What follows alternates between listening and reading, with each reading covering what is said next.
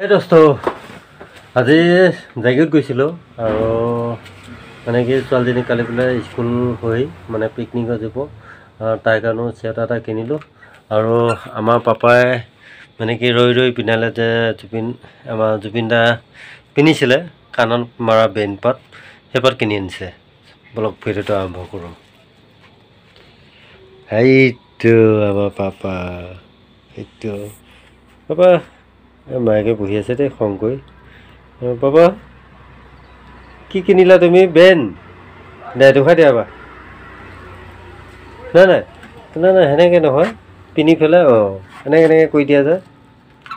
আইয়া আইয়া এইয়া এইয়া আছে। এতিয়া এই বেণ্ডপাত যেতিয়া ওলাইছিলে তেতিয়া কিন্তু কোনেও ইমান মানে লক্ষ্য কৰা নাছিলে।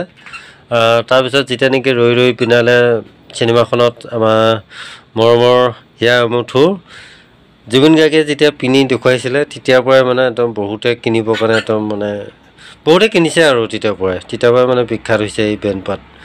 আৰু পাপা ভাল লাগিছেনে? বাই বাই দিয়া। Thank U.